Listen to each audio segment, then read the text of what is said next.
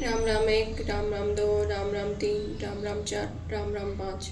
मंगल भवन अमंगल हारी, द्रवहु सुदशरथ अजिर बिहारी।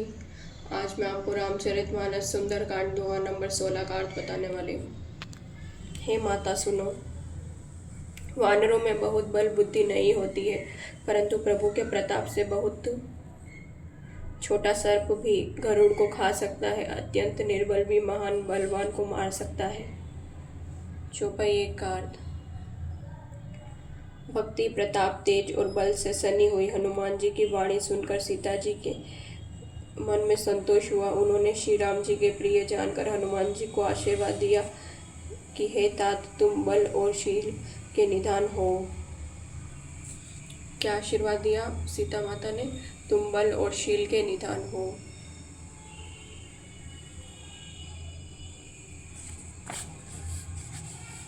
चौपाई दो का अर्थ। हे पुत्र, तुम अजर, बुढ़ापे से रहित, अमर और गुण के खजाने हो।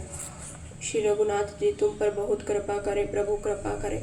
ऐसा कानों से सुनते ही हनुमान जी पूर्ण प्रेम में मग्न हो गए।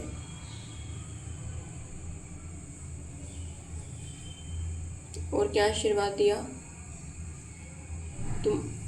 तुम अजर, बुढ़ापे से रहित हो, अमर हो, गुणों के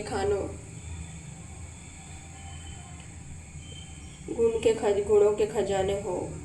ये सब आशीर्वाद दिया था सीता माता ने हनुमान जी को। चौपाई तीन का अर्थ। हनुमान जी ने बार बार सीता जी के चरणों में सिर नवाया और फिर हाथ जोड़कर कहा, हे माता, अब मैं कृतार्थ हो गया। आपका आशीर्वाद अमोघ अचूक है, यह बात प्रसिद्ध है। चौपाई चार का अर्थ। हे माता सुनो,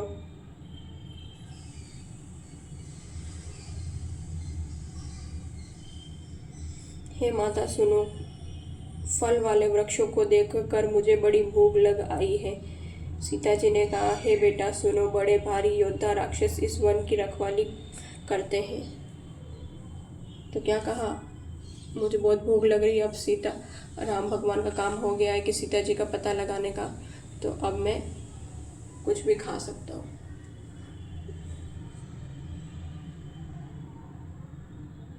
तो अब मुझे बहुत जोरों से भूख लगी, पर सीता माता ने क्या कहा कि यहाँ पर बहुत सारे राक्षस हैं इस वन की रखवाली करने के लिए।